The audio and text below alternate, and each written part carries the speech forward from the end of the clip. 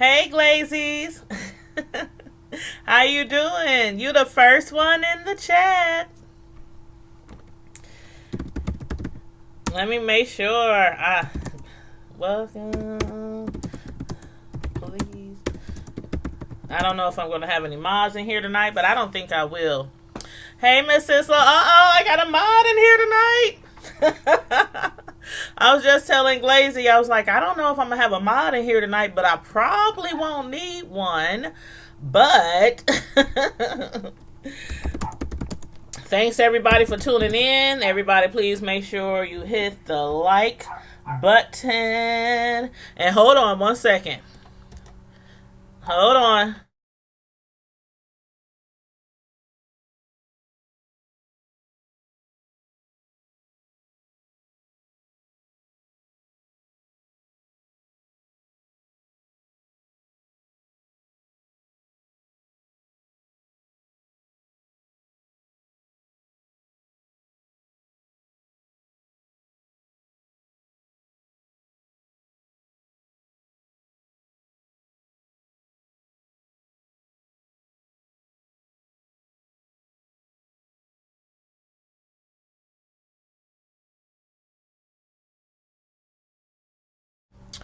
Okay, I'm back. I had to tell my son something. They had just came into the house. So I had to let them know that I'm live and everything and what to take care of while I'm live. So, how's everybody doing this Sunday evening? Everybody, make sure you hit the like button on your way in.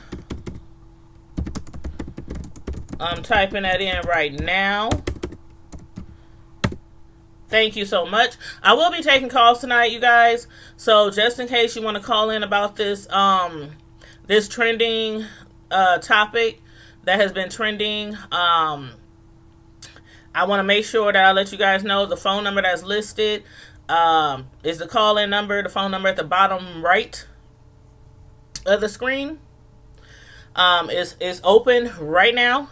So if you want to call in, just holler at me in the chat and say, Tanya, I'm about to call in so I can open the phone lines.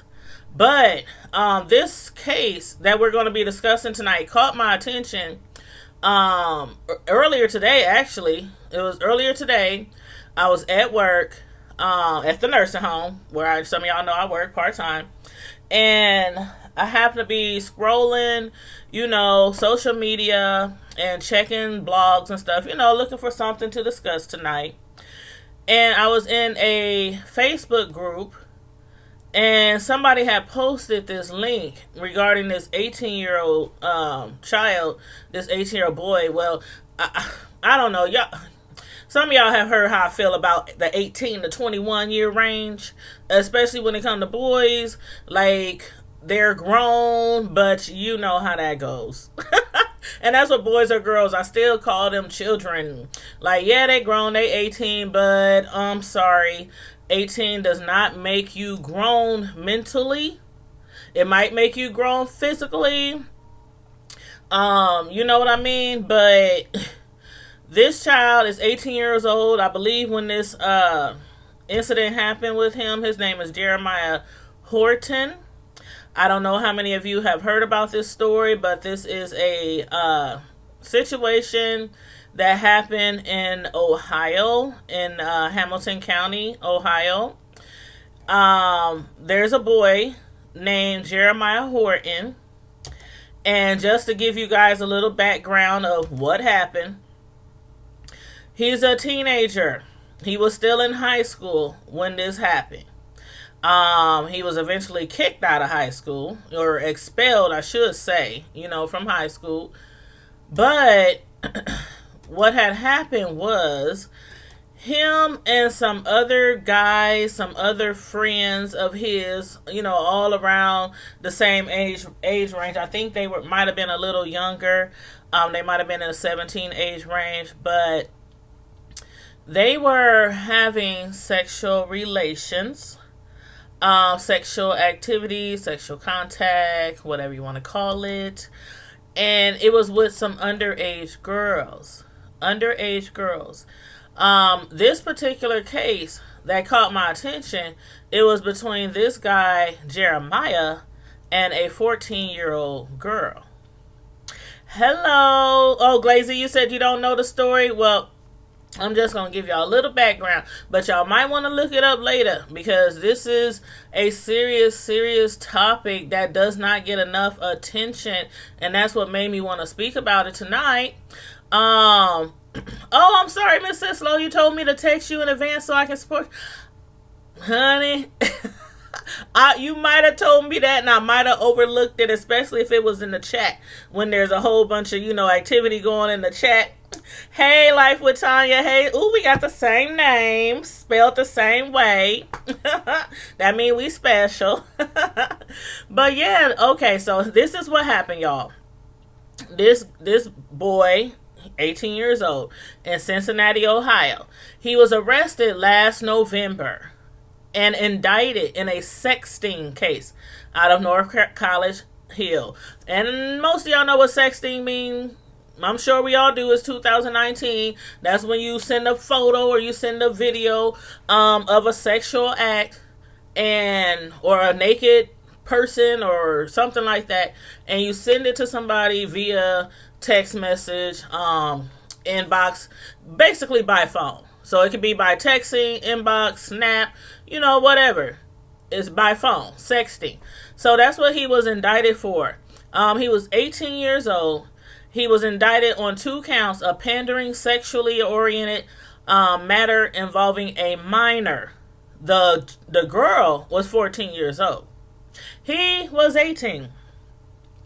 He is accused of video recording himself involved in a sexual activity with a 14-year-old girl and sending the video to students at North College Hill High School, as well as to a middle school. So not only was he sending it to high school students, he was also sending it to middle school students like 7th and 8th grade. Some middle schools, we have some here that are 6th, 7th, and 8th grade. So, and the police said that the girl, the victim, didn't know or didn't have any idea that she was being, recorded. Police said that after searching his phone, they found several additional videos of himself involved in sexual activity with young girls. So it's more girls, not just the 14-year-old. They said none of the girls that have been identified so far were aware that they were being recorded at the time. Several additional charges may be added. Now I'm reading this from November, so I'm starting back in November, then I'll come to the present. So back in November, several additional charges, they said, may be added upon the completion of the investigation. 3 additional guys, were arrested in this case. It was 3 juveniles. So they were under 18. And they were accused of also sending out the video from their phones as well. So that brings us back up to date. And also, this is how they got busted. Because the girl, the 14-year-old, her mother, I don't know how she had found out, but basically said the victim, and her mother, they, reported the incidents to the police. They reported the incident of him video recording himself in a sexual activity with her 14-year-old daughter, and sending the video out. After the victim and her mother reported the incident, police officer Manning and police officer Shepard conducted a search warrant of Horton's cell phone, finding several additional videos of himself involved in sexual activity with young girls. Again, none of the girls knew they were being recorded. So none of them knew they was being recorded. So now it comes sentencing time. This is where a lot of people is like have a issue with the sentence. And that's why I titled the live, do you think in the sexting case of 18-year-old Jeremiah Horton was the punishment justified? Hey Sybil Boo, hey. Who else done came in the chat while I was reading? Hey everybody in the chat, make sure y'all hit the like button please, and share it out if you can. Share the link out on your social media, Facebook, Twitter, IG, If you have a community platform on YouTube, please go ahead and share it there as well, if you like. As far as the sentence now, and this is updated as of May 24th, so 2 days ago. He was sentenced to, now mind you, he was indicted on 2 counts. They made him register as a Tier 2 sex offender. He's 18. They made him register as a Tier 2 sex offender.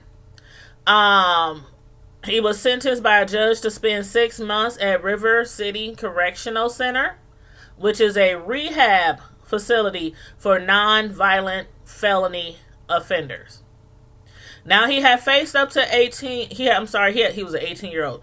Okay, as an 18-year-old, he had faced up to 3 years in prison, but he got to spend 6 months at River City Correctional Center, a rehab facility for nonviolent felony offenders. The judge said, I don't think that's appropriate, but you did something you shouldn't have done, obviously. And the judge's name was Patrick Dinklacker. And he said, and there's a price to pay for your behavior, for your actions. He was also warned by the judge not to violate his parole upon release from custody. If he does, he will certainly spend significant time behind bars if that occurred. Now, he was facing 3 years, so with the judge saying that, I don't know if he's saying, he'll get the 3 years or if he'll get, something more. So basically, in the meantime and in between time, he best not, violate his parole. And the judge said, and this is where I had a question. The judge said, we're not playing anymore. That's what he told Horton. And I was thinking, I wonder what exactly the judge meant by that. Was he referring to we're not playing anymore as far as people sexting? Or we're not playing anymore regarding, people having sex with underage children? Because he was 18. And that's what a lot of people, was questioning. Okay, he was 18 years old. He has sex with a 14-year-old. Some people feel like the punishment is too harsh and that the rest of his life is ruined since he has to be a registered sex offender for the next 25 years. So technically speaking, he's going to be around the age of 45 years old, almost 50, before, he can stop registering as a sex offender. And of course, when you're a sex offender, you have to register your address and everything, where you work, where you live, contact information, all that stuff every 6 months. Every 6 months. And you got to stay in contact with the courts. If not, then you can be arrested. That's part of your, that's part of the consequences that they face. And they can be arrested and brought into jail and suffer, further punishment for not, being registered. So, again, I titled this live, in the sexting case of 18-year-old Jeremiah Horton, do you think the punishment was justified? So I would like to know from you guys, because when I was in this group that I was in earlier and listening, well, not listening, but looking at all the comments on this case, it was it ranged from way over here to way over here. Some people in the middle, some people, were thinking in the place of, I'm a father, I'm a mother of a teenage daughter, and how would I feel about this sentence? If this was my daughter who had sex with somebody and the sexual act was sent through the high school, through a middle school, So I got the phone lines open. If anybody wants to call in, just hit me up in the chat and say you want to call in. I got the phone lines open. I can put you on speakerphone and we can discuss this. Or you can comment in the chat. If you're too shy to call and talk about it, you can comment in the chat. Let me read some of y'all comments. Yeah, it's classified as porn. It definitely is. It's classified as porn. Glazy said, I don't care. Underage kids can't give consent. True. Roxanne, if that was my kid being videotaped, I'd be pissed, and as you should, and I'm sure her mother was pissed too. Not only would I be pissed at her, because come on now, you was 14, but you know how these kids are out here. You can raise them on the pew at church and have them in church 5 days a week. That don't mean that they gonna wait till they married to have sex. And most of the time, it don't mean that they are going to wait till they're even 18 years old to have sex, especially when it's with a teenage boy that they might really feel adores them or loves them or really, thinking they really mean a lot to the guy. But in this case, this guy was 18 years old, and I'm kind of thinking like, why wasn't the sentence more harsher? Because not only is that, I looked up the laws in Ohio. Now, unless he was 17, and I saw nowhere where they said he was 17 at the time when he was caught, unless he was 17, then the only laws he was breaking was the sexting and the porn. But if he was 18, I don't understand why he wasn't charged with statutory rape. Because I did look up the laws in Ohio, and like most of the states, if you are 18 years old, you should not be sleeping with anybody under 17 or under 16 in most states. This child was 14 years old, so right, Roxanne, 14 going on 22. 14 going on 22. And I was a young girl once in my life, believe it or not. And no, I did not wait till I was 18 or 19 to engage in sexual activities. So I'm not judging this child, but I'm just saying from a parental point of view, it's one thing to be having sex underage. It's another thing for somebody to be recording you and passing it around social media or sending it through text, cell phones without your consent. And Mark, if you want to call in, feel free. Go ahead and call in. I got the phone lines on. So call in, you guys, 605-475-4075. My moderator, Miss Sislo, she is posting the phone number for you guys so that you can call in so we can discuss this. Excuse me. I'm going to read some of the comments that I saw earlier.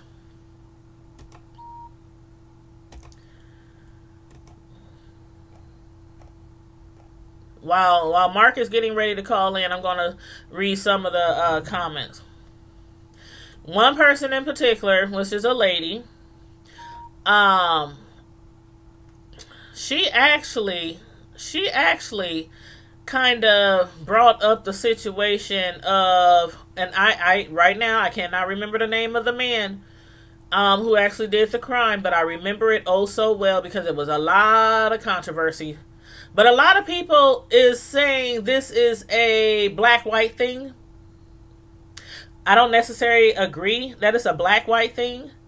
They kind of compared it to, or not compared it, but kind of brought up the fact of the white guy who had raped that white girl. I think it was in a college, after a college party or something like that. Y'all might remember that story. And he had raped her. She was drunk. She was like physically not there, mentally she was, unconscious basically, in a drunken state, and he raped her behind a garbage dumpster. He got off with a slap on the wrist, no jail time, and they're like, okay, this is BS. This guy who's 18, who's still like, kind of a child, has to be on the offender list for 25 years. And serve time because of the fact that he recorded her without her knowledge. But this white dude who rapes, I got you on the phone, Mark. I'm about to let you on in a second. This white guy who raped that college student without her consent, by the way, got a slap on the wrist. So that's what they were, that's what one person was talking about. And I'm going to put Mark on the line because we have Mark, the traveling talker, on the phone right now. So I'm going to let him talk to us and give us his, what he thinks about this whole situation. So go ahead, Mark. All right. Hello. Hello, how you doing? Party to the party. I'm good. I'm very tired because I just got done doing my live on my other channel. Okay. With the person that with the panel, but I'm late, so I want to just give my commentary on this. I really feel like he should go to jail for what he did because those were underage girls, okay? Mm-hmm. And he had no business filming them girls. Mm-hmm. Right. And anywhere in the great United States of America, it's illegal. You know, if right. you're 18 and over, if you're messing with an underage child, that's illegal in this country. Mm-hmm. Yep, true. And yes, he should go to jail. Those were underage girls. Yeah, I do agree that he should face some kind of punishment. How do you feel about the 25-year sexual offender list that he has to be registered for? Okay, so let me. Okay, so so the girls gave him consent, right? Well, the sex was consensual. Or was it not? No, the sex was consensual, so he didn't rape her. Well, per se, because with the age difference, it's still in the statutory rape. Yeah, the girls pretty much allowed it to happen. Right, right. Because of the age difference, it's considered as statutory rape. Mm-hmm.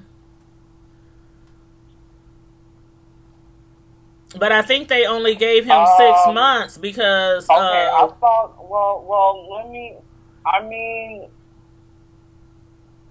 he was okay. So I don't really know too much about the story because I was busy trying to do stuff for my other channel.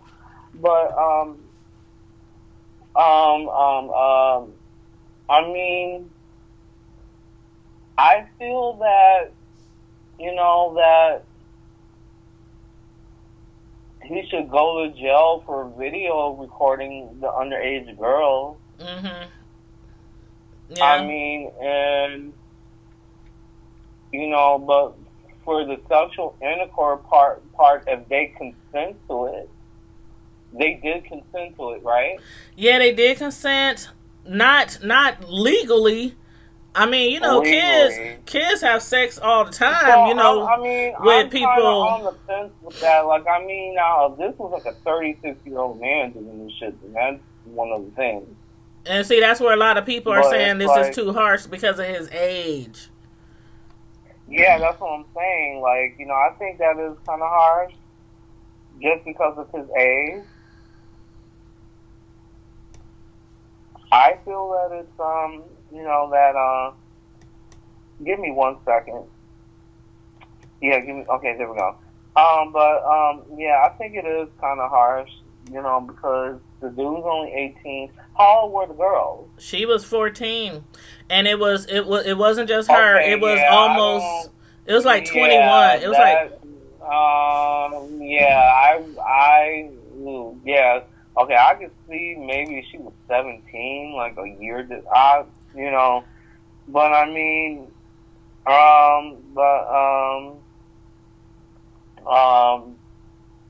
but if an 18 messing around with a 13, 14-year-old girl, that's not cool. Yeah, I'm sorry. I think he should get a lot of time for that. Yeah. I think so. Like, yeah, because the girl's 14 years old. The dude's 18, you know? Mm-hmm. Yeah, me too. I think he should be punished. But, again, a lot of people think, well, she's 14, he's 18. It's a small age gap, even though he's 18 is grown.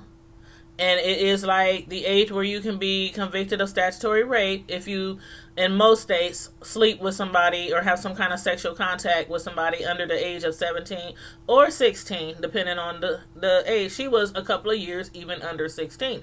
So, right. Some people's like, okay, he deserves it. And other people's like, no, that's ruining the rest of his life. This should be a teaching moment. I heard people saying this should be a teaching moment. like a teaching moment. He recorded, and it's not just her. It was up to 21 girls between this guy and like three other guys. Yeah, he needs to go to jail for a long time. And that's what a lot of people don't know, is that it wasn't just this girl and him and three other guys passing around these tapes, these videos, but it was up to 21 girls. And they said so far, none of those girls knew that they were being recorded. Mm-hmm. So I don't know, because yeah, I think he should get. I think that's Susan. Mm-hmm. I really think that's Susan. Mm-hmm. Yeah. And I think it's actually, I think it is a teaching moment as well. Like I said, some people is like, okay, this should be the teaching moment where they give him a slap on the wrist, and other teenagers will learn from this. I think it's a teaching moment because of the sentence. Hey, don't let an 18-year-old man like finesse you like that. Yeah, and that's for the girls too. But as far as the guys who are sleeping with younger girls, it would give them the message, you can really get locked up. You might be 18, you still might play video games and play on the playground, with the rest of the kids after school. But when the judge said they're not playing around anymore, I think that's what he was getting at. Like all these people out here, 18, 19, 20, 21, sleeping with these kids. Need I not mention Kels? We won't even go there. But I think that's what he was meaning when he was saying we're not playing anymore. So that's what I really think he was referring to. Like, y'all think just because y'all 18 and you just graduated, or you in the 12th grade, that you're not capable of being punished for sleeping with a 14 or 15-year-old child. Yes, Mrs. Lowe. I'm actually looking at the chat. Yes, Mrs. Lowe, that is a big problem for me too, and that's why I say yes. He needs to go to jail. Yep. For a very long time, because I think, to my understanding, it seemed like he finessed all these women. And that's what I was thinking. Like 21 girls between these 4 boys. Like, were they just having sex just to be having sex? It sounds like they were just having sex to be having sex, just wooing girls, having sex with them, and putting the phone or the videotape, so they could just send all these videos out. 21 girls between 4 teenage boys. That's a lot of sex. That's like 7 girls apiece. And we talking high school, and he was the only one who was 18. The rest of them were under 18. Yeah. I don't know. That's a lot of sex. People need to be. Not only should you be. V put in there. It sounds like a pedophile ring. I agree. Yep. That's what a lot of people are saying, but other people are like, "Hey, he's only 18. Let him off." Mr. Slow just said he's a serial offender. Yup, I agree. 110%. Yep. You finessed all these underage girls to do all these things with you, and right, Roxanne, he should have went to be a porn star. That's what Roxanne said. It sounds like it. If you want to be on video and you want everybody else to see it, why not? How old you got to be a porn star? 18, 19? 18. Yeah, that sounds like the field that he should have been working in, and he wouldn't be serving any time. Sure, and he could be getting paid like $9.99 for each CD. So Glazy thinks he got what he deserves. Glazy, you said what happened to the others. I don't know if they with the others, I haven't seen anywhere where there's been charges for the others yet. Roxanne said he is a pedo pervert. Glazy said it sounds like a pedo ring. And somebody in the chat said that I can read their comment because they were actually commenting on this post in a group. So I'm going to read their comment real quick. Okay, let's see. Where is it? Okay. Somebody said They was gonna bite their tongue and not say anything, but they can't, just not say anything. So they said, and it's a female. She said, "I work in the juvie system, the juvenile justice system, and anytime a person possesses video or nude pictures of a child on their electronic devices, whether they are an adult or a child, it is considered child pornography. It is the law. Kids don't understand or know this law for the most part until it's too late and something's happened." She said, "I'm not defending the sentence. I am just dropping some knowledge from previous experience. And parents don't really know most of the time what their children are doing until it's too late. These kids are sneaky, and our generation just don't know the extent of what these kids are capable of. You have to be 2 steps ahead of your children." So I think that was a very good comment, because as I was saying earlier, you can teach your kids to be this responsible person, but kids do a lot of things behind their parents' back, and they don't always realize to what extent they can be punished for a certain act. So I really liked what she said about that. And she works in the juvie system, so she says she sees that from time to time, and kids don't understand until it's too late. Yeah. So absolutely. Yeah. So I agree that this is a teaching moment, but I can't say I agree too much with he shouldn't receive. 25 years is a lot. It is a lot for an 18-year-old boy. But I think they're because it is you know what, ever since the Me Too movement started, it seems like they are trying to get harsher and harsher on things like this. But again, somebody said, "Oh, it's a black-white thing. If he was white, he probably would have got off like the guy who raped the girl behind the bushes when she was unconscious. And just got a slap on the wrist," which a lot of people did not agree with. They think that the judge or whoever handled that case was absolutely wrong. Me, I don't look at it as a black-white thing. I just look at it as he was wrong. And should we just always be like, okay, that person didn't do it, so every time a black person does something, they should get off every time because of this incident over here? I don't know. How do y'all feel about that? Let me know. Let me know. Yeah, so I just, again, I feel like he needs to, I think that's the correct punishment. Yeah, Glazy, and that's me. I know other people are saying it too, but I done said this before. The 18 to 21 range, I'm like, I want to acknowledge that they are men, but even my son is 18, and every time I'm like, boy, you better clean your room, boy. You better take out that trash, boy. Don't you wreck my car, boy. Because mentally, children at the age of 18, they might be grown on paper, on birth certificate, but up here doesn't always. Brainly, they're not mentally. In their brain, they're not mentally grown. Yeah, and it's real. Oh, because I got some stories. Let me tell you, I thought I was grown when I was 18 years old. Mm-hmm. I thought I knew it all. I'm actually take that back. I actually was very mature for my age when I was 15. Mm-hmm. Because I had a lot of responsibility. Mm-hmm.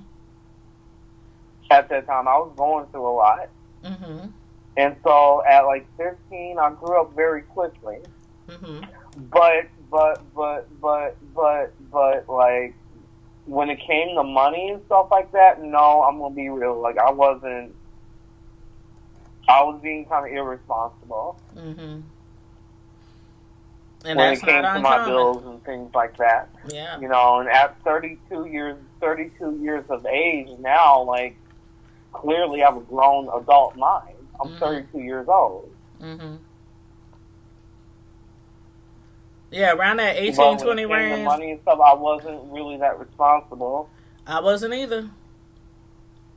And especially when I started college, Oh my God. Every credit card that came my way, I was accepting credit cards. I was just doing things that a fully grown person who then lived a little life would have probably not done. But some people aren't like when I was growing up, there was some things that I was taught, but there were some things that I wasn't really taught. And one thing was finances. That's one thing I wasn't taught. So I was very immature with that. I was very immature with spending money, saving money, things like that. And I got in a heap of trouble and got bad credit and blah, blah, blah, blah. A lot of kids are not taught. I was telling somebody earlier today, I was talking to about this sexting thing. And a lot of kids are not taught by their parents that you cannot send a picture of your sexual body parts. You cannot accept pictures from a girl. You cannot videotape. I mean, they're just not told that. And when my sons got hit their cell phones at like 12, no, like 13, yeah, I think around 13. Yeah, that was the age because I told them they couldn't get a phone till they turned a teenager. So the oldest one got his at 13. The youngest one got his at 13.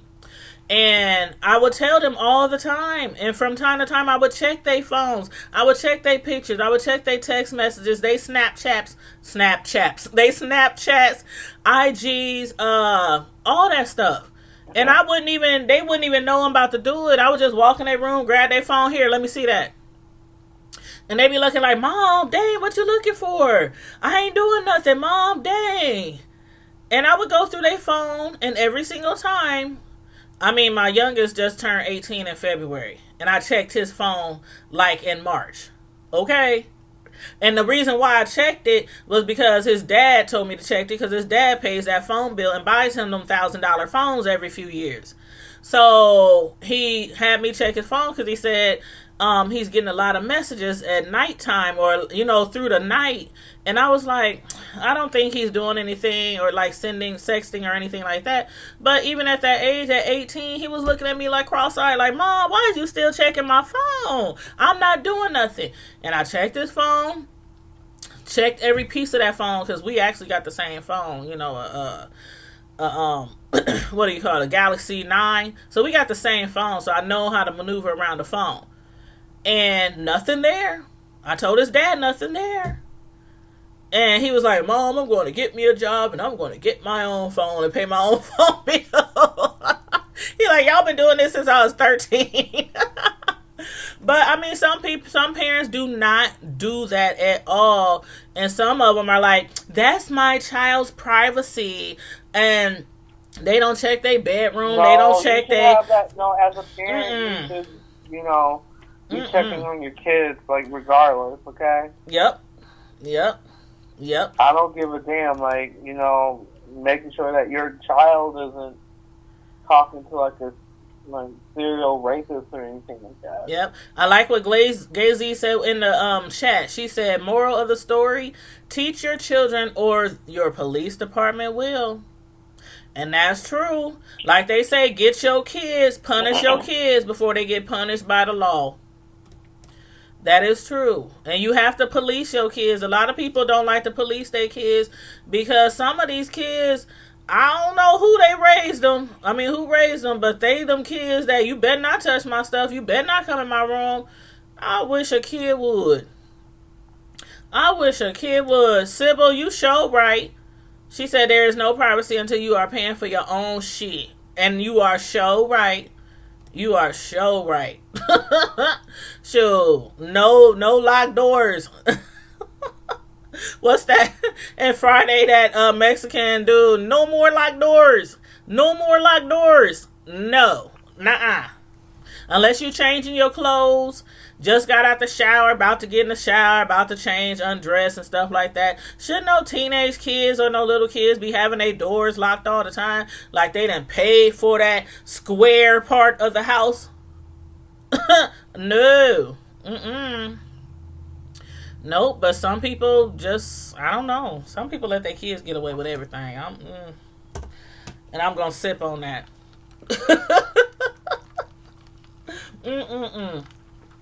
But yes, thank you, Mark, for calling in. I appreciate you for calling in and giving us your 2 cents about this subject. Like always. No problem at all. If anybody else want to call in, let me see if anybody else is on the line. I don't show anybody else on the line, but if anybody wants to call in and give us their point of view or how they feel about this issue, whether you feel it was too much punishment or if you feel if it was justified punishment, if you had a situation happen, or you know of somebody who was in a situation like this, feel free to call in. Miss Sislo has been posting the phone number. The phone number is also on the corner of the video. 605-475-4075. Access code 753359. And again, Mark, thank you for calling in. No problem. All right, talk to you later. All right. All right, hon. Bye-bye.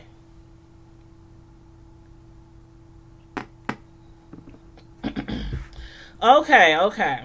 So we got Mark off the line. Anybody else, feel free to call in. I just want to read some more of these comments that I saw regarding this subject. Okay. All right. Yeah, the phone lines is off now. Let's see.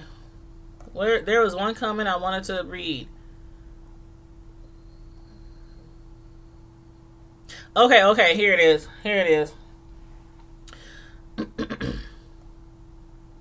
Somebody said, hold on, I want to make sure I start from the beginning. Okay, somebody said, we have to teach our kids the laws, which is what I was just saying. You got to teach your kids the laws, especially if they have cell phones or access to the internet. So we have to teach our kids the laws and be lawyered up. So sad they're made as bad examples and just being teenagers making stupid decisions. Social media can be the devil for this generation. Now that's what somebody said. Somebody else said, was he wrong? He absolutely was and should be punished. But to ruin his life before it even started, I call BS. This was a teachable moment for everyone involved. And then somebody responded to that. And they said he wasn't sent to prison, and we all know that could have taken place.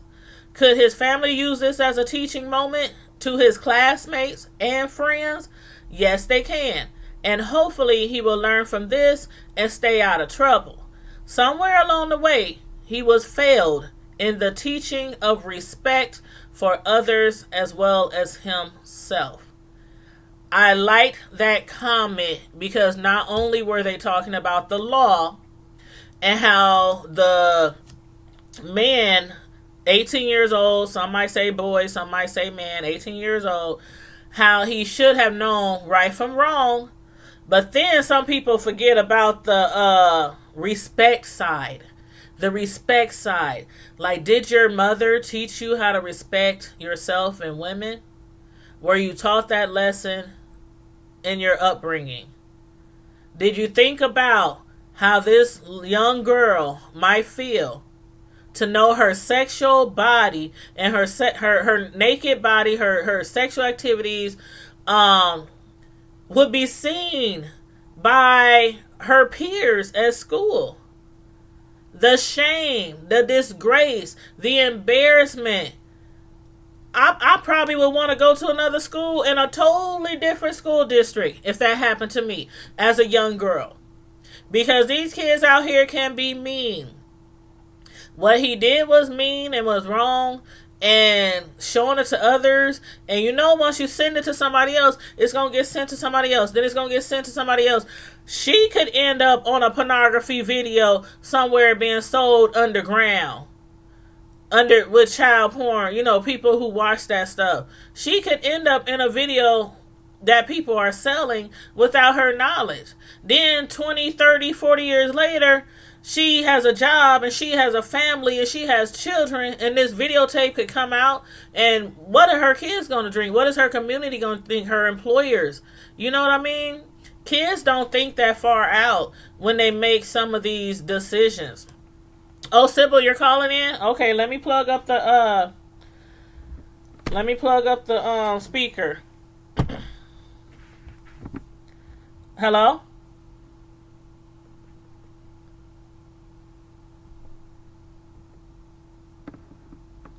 Did you call in already, Sybil?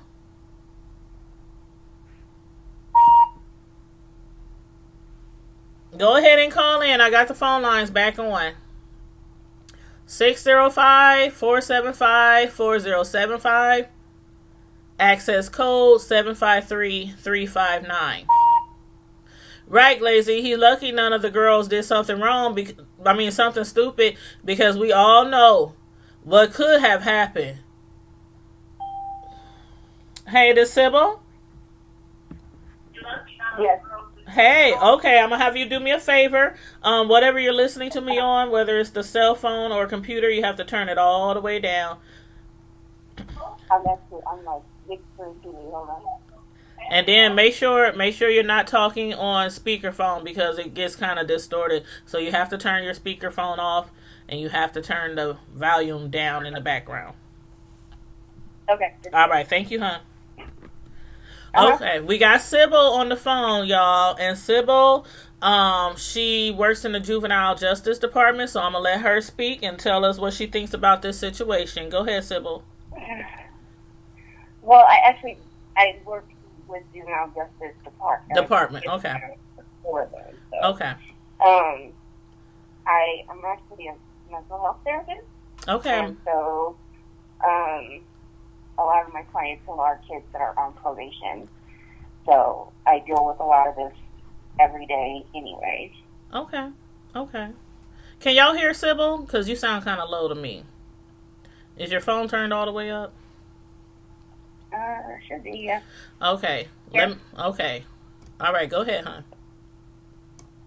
So, it's kind of like I was telling you earlier when we talked, Mm-hmm. I normally don't jump in on things like this, but when I seen that post, it just infuriated me, just because of the fact that,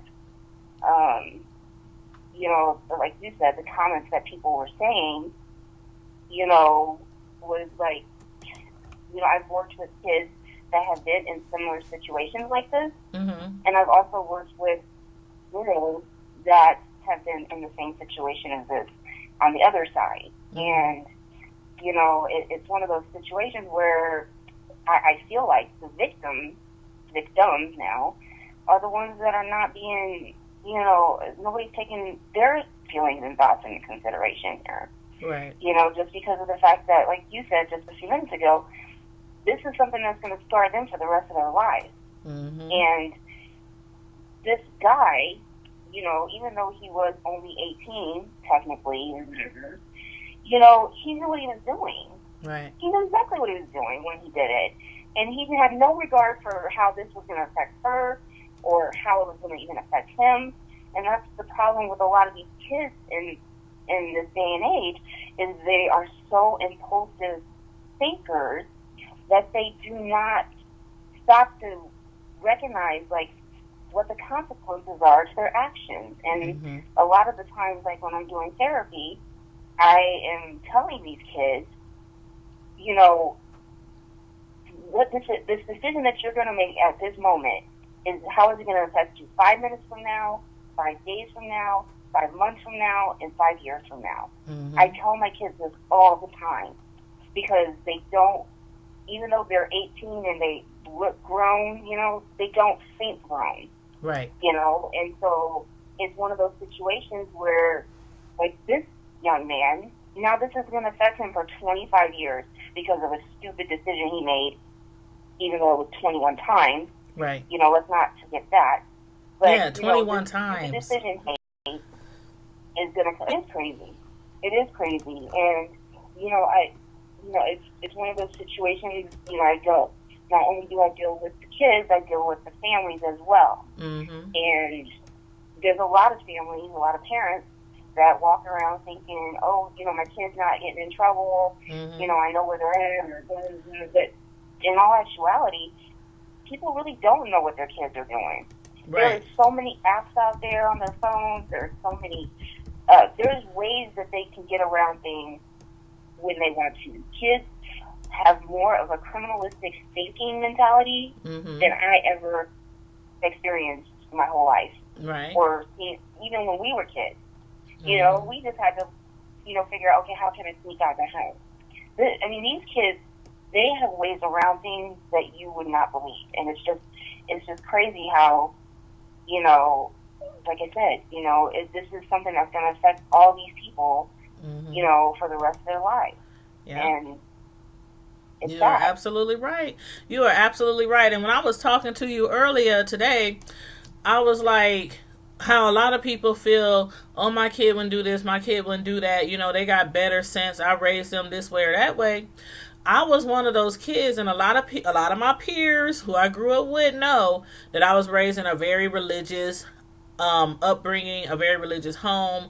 We went to church more than we went to school, it seemed like. And still yet, my brothers and I, we ran the streets. We did all kind of stuff behind our mother's back.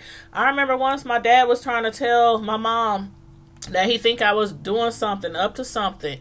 And she was like, not my daughter, not my daughter. My daughter is da da da da da da. And my dad was like, okay.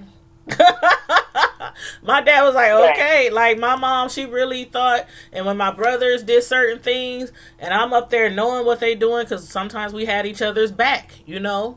We had each other's back a lot of the time. So we stuck up for each other.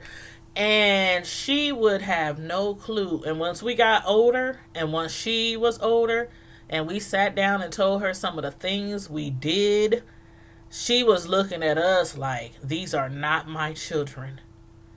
Like, you did what? Y'all went where? You let who in the house at nighttime? Right. Your brother helped you do what? I mean, she had no idea. She had no idea. Yeah, but even back then, the stuff that we did when we were teenagers, that's child's play compared to the stuff these kids do nowadays. Yeah, they are on another level. It's not that simple anymore, you know. And like I said, you know, it's just really sad, because if you're an adult and you want to turn a blind eye and not pay attention to what's going on, then that's when stuff like this happens. And that's I'm not saying all parents do that, but the thing is that when you don't really know what's going on with your kid, that's when you get blindsided like this. Right. You know, and then they're like, oh my gosh, I never had a clue, blah, blah, blah. And it's like, yeah, you know, your kid's been doing some stuff. Yeah. You know, I've had plenty of family therapy sessions like that where stuff comes out and they're just like, oh my gosh, I had no clue. Right. They're like, not my child. But, you know, that literally taught me how we got away with murder a lot of the times growing up. That taught me, I'm telling you, my sons, when they would think they being slick, like they would think they being nickel slick, as my granny used to say, and I would see right through the BS. I would see right through it. And I was never wrong. Every situation that ever came up with my sons, whether the teacher said they did something, or I think they did something with their friends or around the house or whatnot, I will always see through the BS. And I'm like, y'all don't understand. I done been there, done that. Right. You can wear the t-shirt. Y'all don't understand. Right. So, yeah, they would say all the time, Mom, I think parents do really have eyes in the back of their head. Right.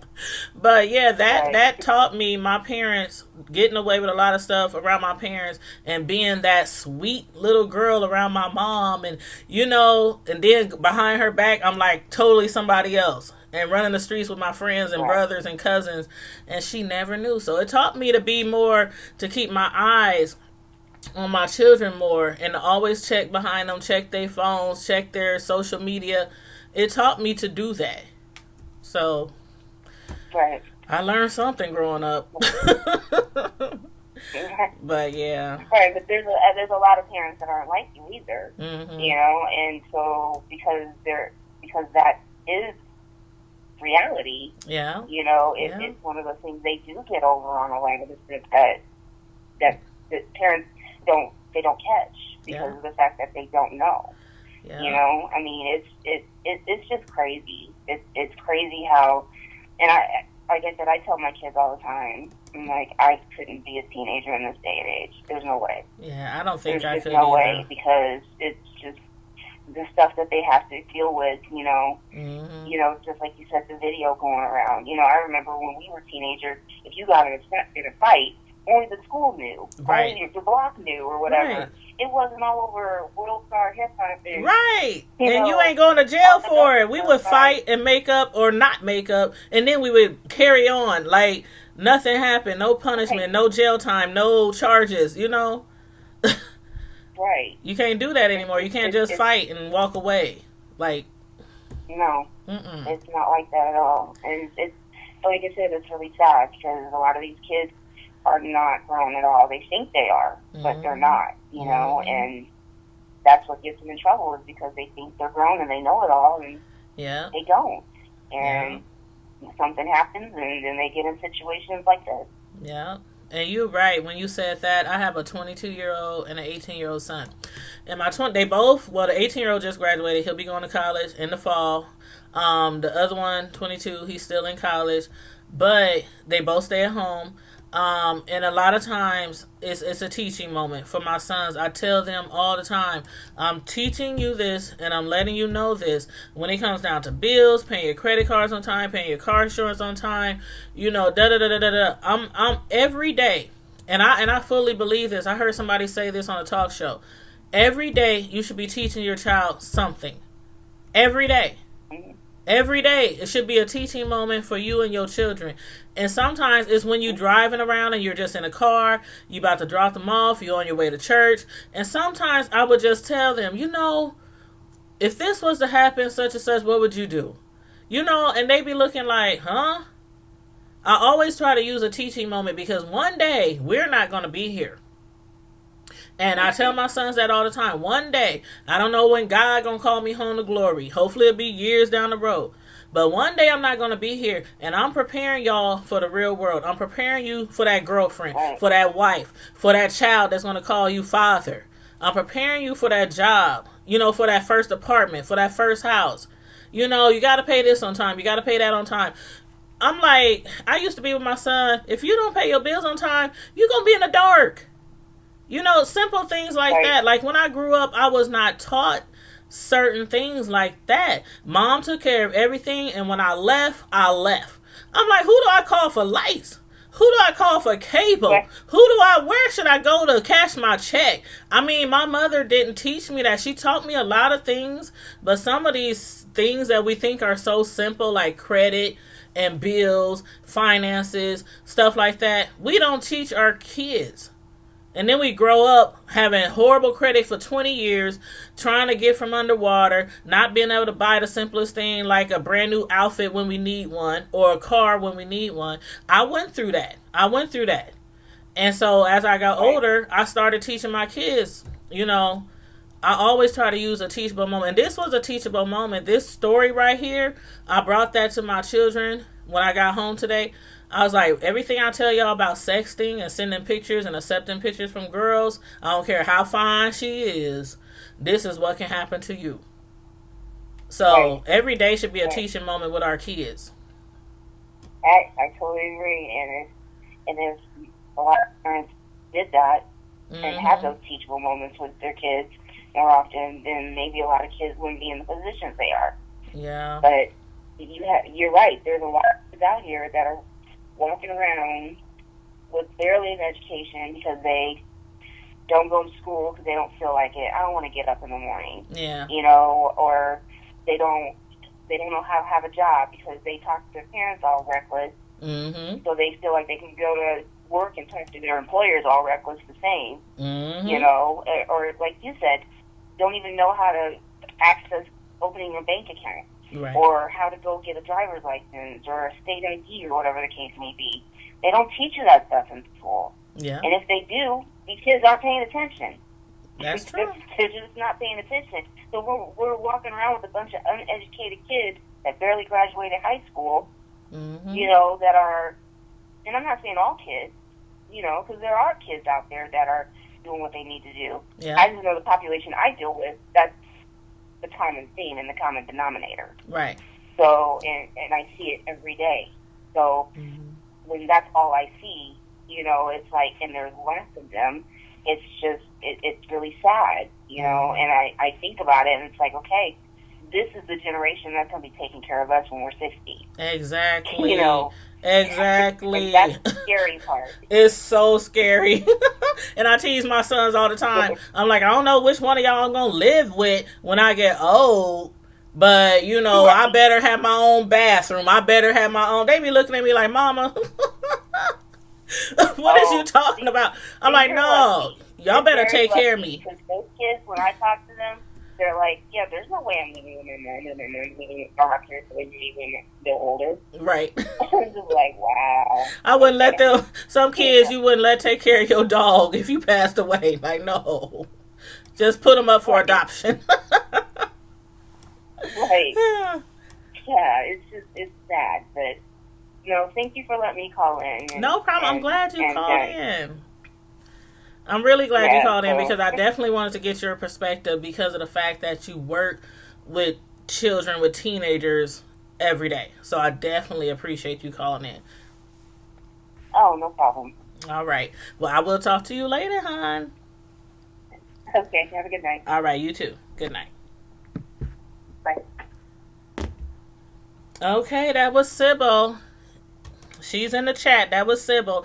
I like a lot of the comments that you guys were saying. I want to thank everybody who's called in thus far. And if anybody else wants to call in, the phone lines are still open. 40. I'm sorry. Hold on. Where's the number? Okay, 605-475-4075, extension 753-359. And as I was saying, I do like some of the comments that you guys are saying. Glazy said, the only thing my mom taught me is don't bother asking, as the answer will always be no. I feel you on that.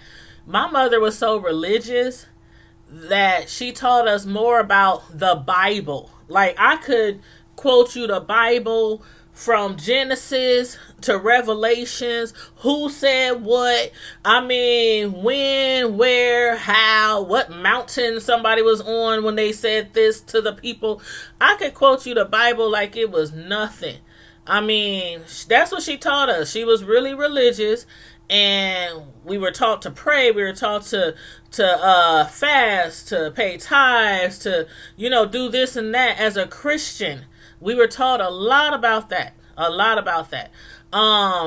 As far as like boys and sex, and she wouldn't even put me on birth control because although my father would say, you need to put her on birth control. She's at that age. She's pretty. She's da-da-da-da. The guys, the boys. Nope.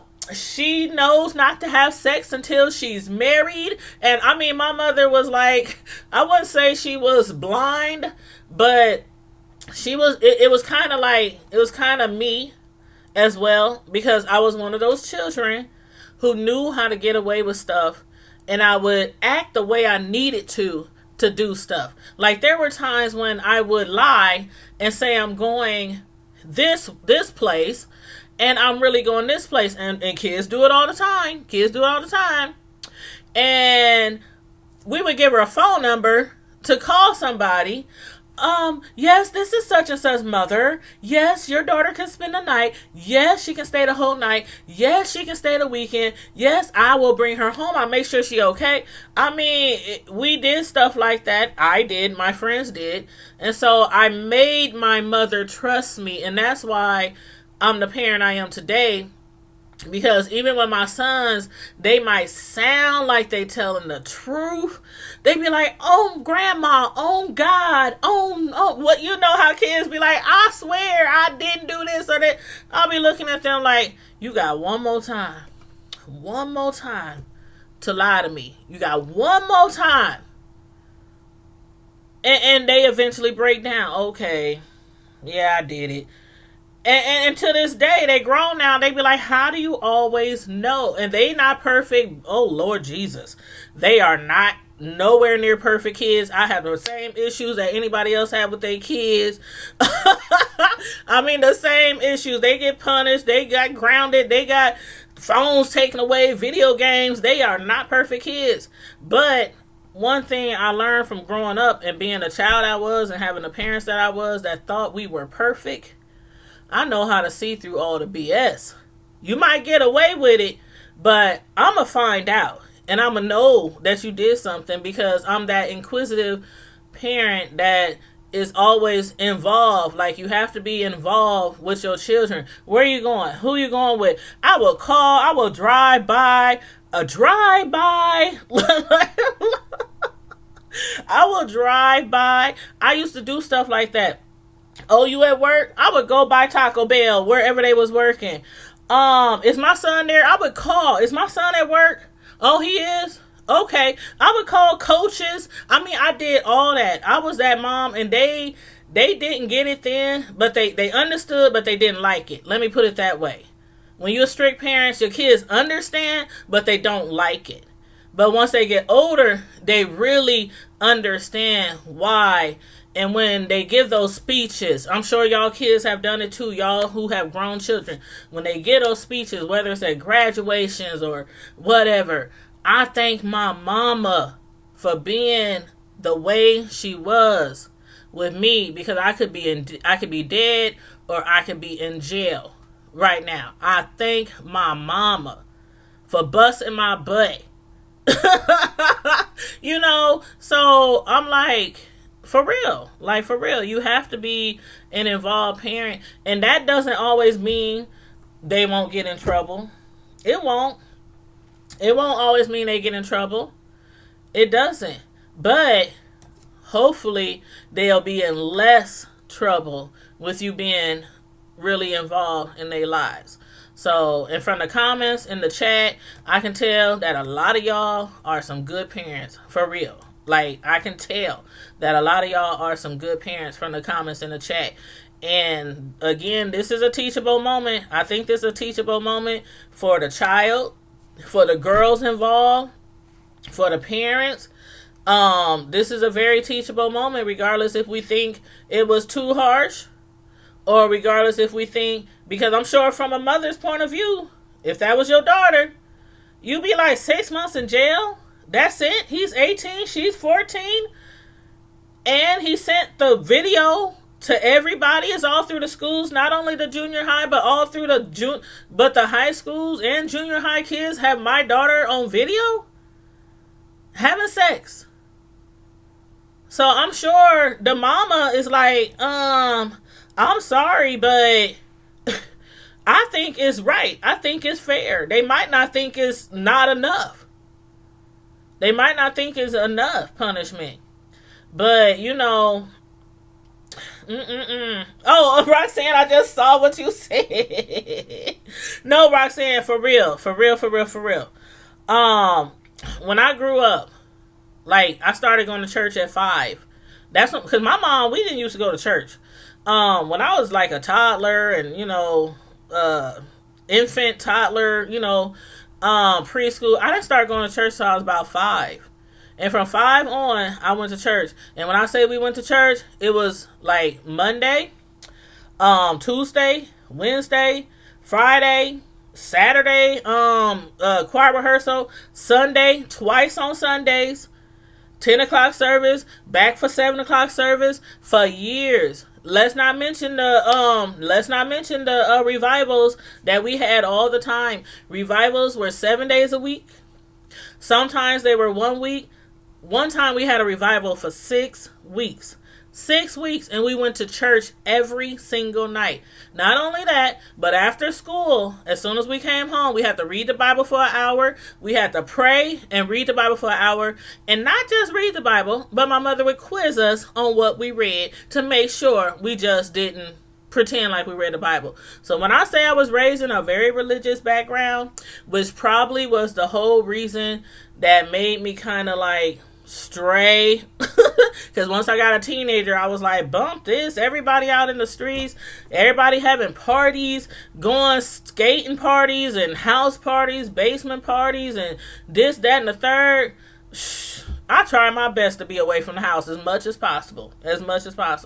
So yeah, and then on top of that, I went to Christian school for junior high, and every time we got in trouble in junior high at this Christian school, back then, certain schools, certain places, they could paddle a child. We had this paddle, our principal, I should say, had this paddle, and there's certain people who subscribe to my channel that went to that school with me. They can testify. They had this paddle, and it was a white paddle, and on both sides it says stop in big red letters on this paddle. So when you got in trouble in school, you had a choice. You can either get the paddle, or you could be in a week of in-house suspension. And when you were in in-house suspension, you did no schoolwork. All you did was write word from Genesis chapter 1, verse 1, all day. All day. So when I say I knew the Bible very well growing up, I'm serious. I'm so serious. And I used to get in trouble a lot. And I didn't want the paddle. Some people would get the paddle. They'd be like, oh, spank me. It don't hurt. It don't hurt. You know? I'm like, ain't nobody whooping me but my mama. So I would be in-house suspension for a week and be writing. And that's all you did. You got your breaks, your restroom breaks, lunch, and that's it. So when I say when I knew the Bible and I knew the word really well growing up. But yeah, I mean, and although I didn't like it, like I said before, a lot of children understand, but they don't like it. I was that way. I understood why she was doing what she was doing, but I didn't like it. So, but yeah, you know. Then we grow up and we try to figure out how to be a parent that is always better. Like, no matter how good your parent was, our goal as parents should always be to be a better parent. Like, some people be like, oh, my mom was the best. My mom was the greatest. Every generation should be better than the last generation. Every generation should have more knowledge, more wealth than the last generation. That's what it's supposed to be like. That's what it's supposed to be like. Your kids shouldn't be doing worse off than you was. Their kids shouldn't be doing worse off than them. It's like every generation we supposed to be better and better and better and better. But Roxanne, you said you were smoking cigarettes upstairs in the church. No, let me tell y'all. Let me tell y'all a story. One time we used to go to church, and I want to say I was probably, I don't know how old I was. I know I was grown because I didn't start drinking liquor until I was grown. I know some kids, you know, they had a beer, they had, you know, smoked or whatever when they were, you know, underage. But I remember specifically the first time I had my first drink. I'll never forget it. It was horrible. So I know I was grown because when I was raised in church for a while, once I got grown, I left the church and I was just doing whatever I wanted to do. And then, you know, my mom would always ask me, Tanya, could you please come to church with me? Could you please come to church with me? The pastor misses you. The pastor want to see you. The pastor. So I kind of felt like condemned, like a backslider, like, oh my God, my mom really thinks I need to go to church. So I would come to church, but sometimes I would get so bored, and mind you, I'm grown, and I would get so bored, and I'd be looking at the clock like, dang, I want to get out of here, you know.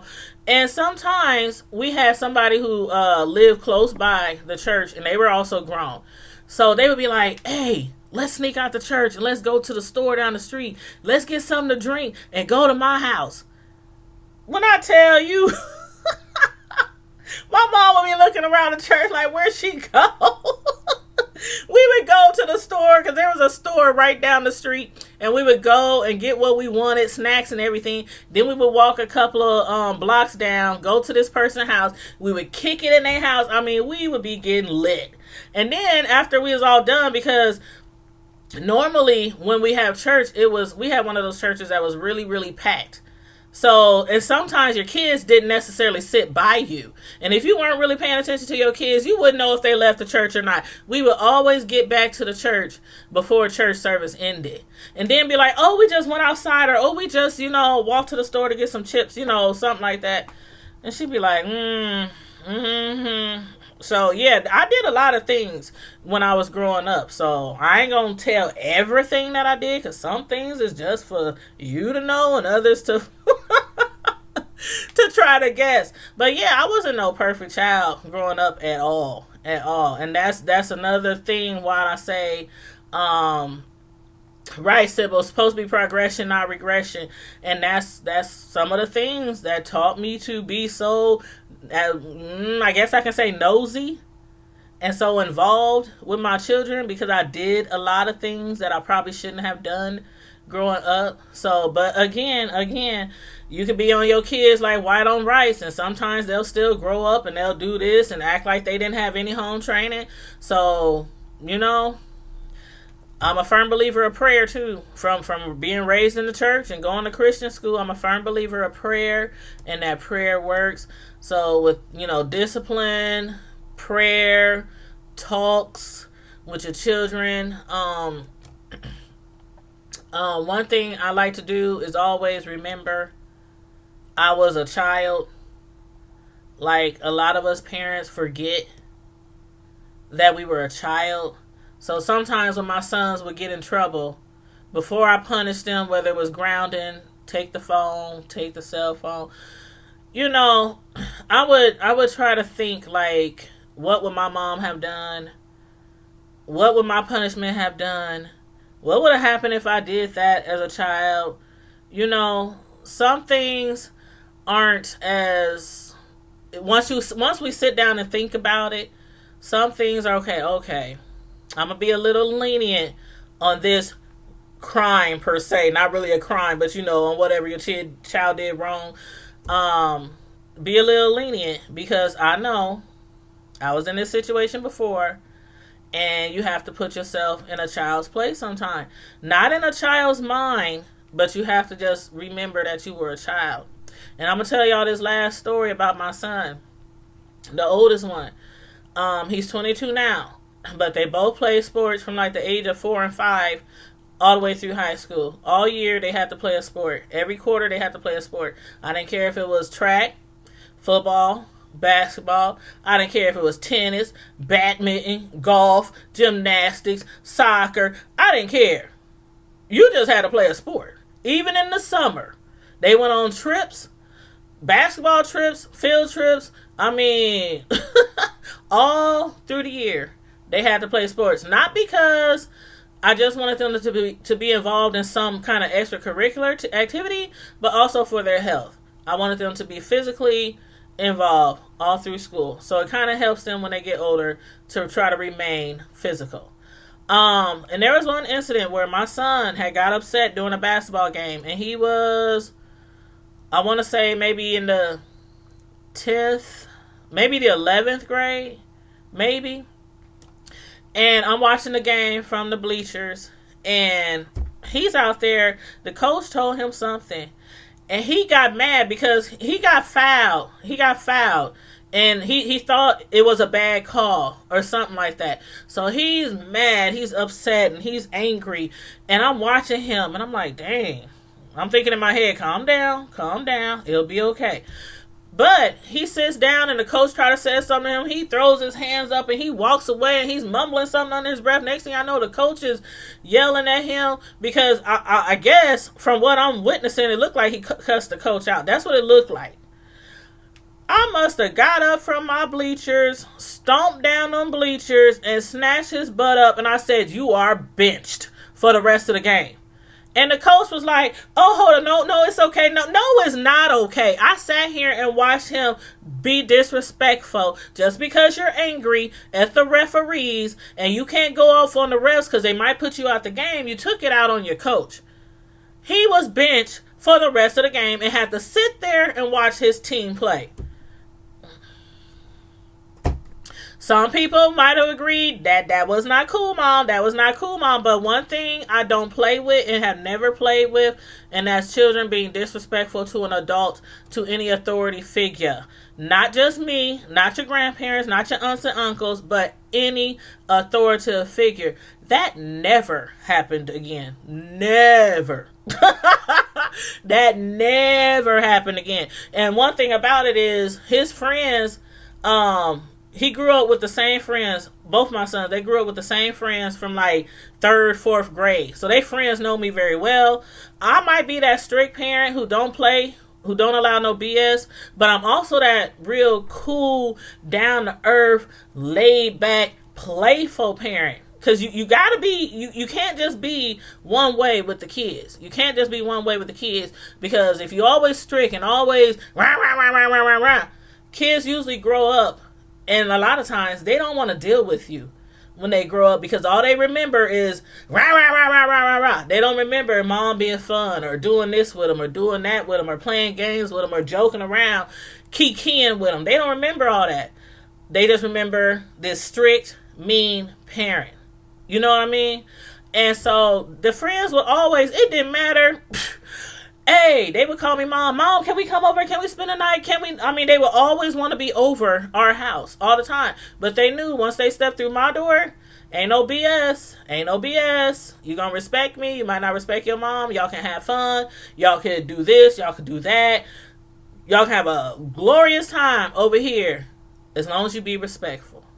As long as you be respectful, that's it. So, a lot of stuff I really took from being raised in church, and a lot of stuff I really try with my children. I try certain things to see if they work as they were growing up. A lot of things worked, a lot of things didn't work. A lot of things didn't work, but they survived me, and I survived them. And they still live at home. Even the grown one, he still live at home.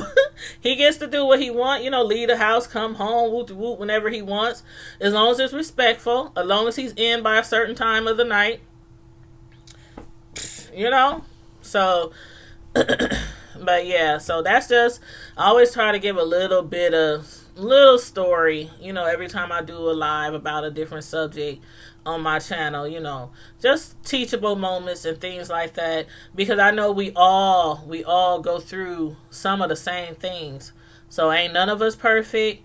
I'm not perfect. Our children aren't perfect. It will never be that way, where any of us will never be perfect. So again, I think this story is a very teachable moment for us, our children, young girls and young boys. So I hope everybody takes that away from this. But Sybil said, I feel sorry for this younger generation. I do too sometimes, Sybil. I do too, because I don't know, some of these kids out here, I just be looking at them like, oh my God. I know they drive their mother crazy. I'll be like, And Glazy, yeah, you're right. That scares me too. I can't imagine, having sex at any age. 14, 15, 16, 20, 30, 40. I can't imagine having sex at any age and then finding out that somebody filmed me without my consent, and then everybody is watching it.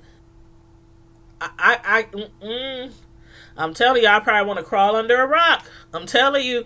And the thing about it is, I'm in my 40s, and I've never done anything on tape. Never. And why? No matter if it was my son's father or a serious relationship, no matter how many years we were together, I was always like, nope. Why? Because a lot of relationships don't last. It's sad to say it. Some people, they have long-lasting relationships like the old folks back in the days, and they trusting, they respectful. They would never do things like that. But these days, people been broke up with you and will hold that little tape, that little CD, that little disc drive, that phone. They will hold that over your head, and don't let them have a bad breakup and they want to get revenge. Revenge porn is real. Shoot, revenge porn is real. And they will try to get revenge on you and distribute your or post it online or something like. It happens every day. It happens every day. So nope. You better get it and get it over with and just remember it. Keep it in the back of your head. Keep it in your mental database because you won't be having it on tape. Sorry, not sorry. But yeah, so that's all I have to say on this subject tonight. I do thank everybody who tuned in, everybody who stopped through, everybody who commented, everybody who called the phone lines to discuss this topic. Y'all who still have kids under age 18, keep doing what you're doing, because I know some of y'all is some great parents, some really great parents. I say some of y'all because I don't know if all of y'all have children. So I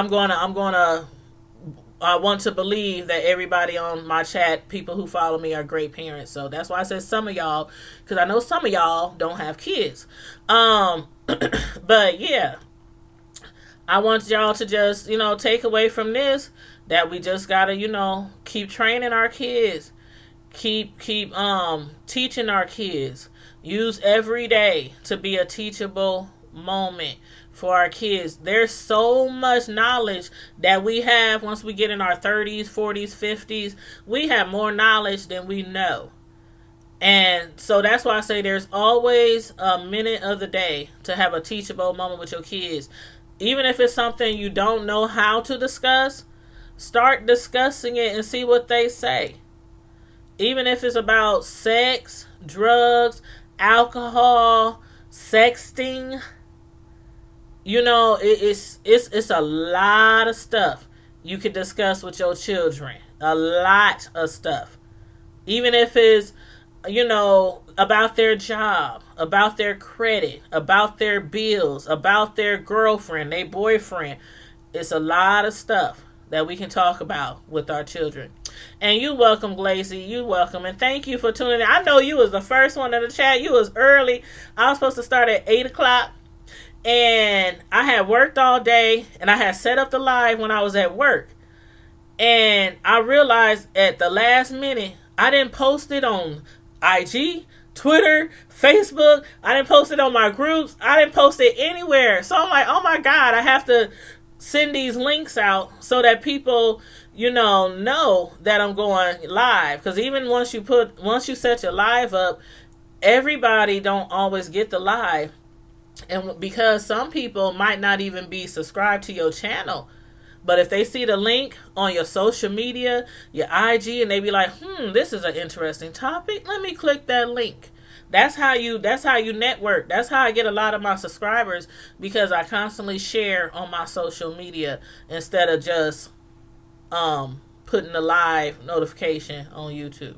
So anyway, thanks you guys for tuning in. I hope you guys I don't know what y'all got planned for tomorrow. For the holiday. I'm not cooking. I worked every day for the last 2 weeks. I worked every day for the last 2 weeks. Not Monday through Friday, but weekend. This weekend I worked 7:30 to 4. Yesterday I worked 7:30 to 4. Today I've been doing videos back to back to back, knocking out videos. So tomorrow I'm just going to be like, okay, where the party at? I'll bring some meat. I'll bring some pop, some whatever you need. But I'm not cooking tomorrow. But whatever y'all got planned tomorrow, I hope it's safe. I hope it's fun. Make memories with your family, with your friends, and have a great time. And you guys, I don't know. I probably won't go live tomorrow. I probably won't go live. If I do, it might be just to check in from wherever I'm at, just to, wish you guys a happy Memorial Day. But the next time I go live, it'll probably be Monday. So you guys, you know how we do, Prime Time Squad. In the meantime and in between time, stay safe, be blessed, and I'm out. Deuces.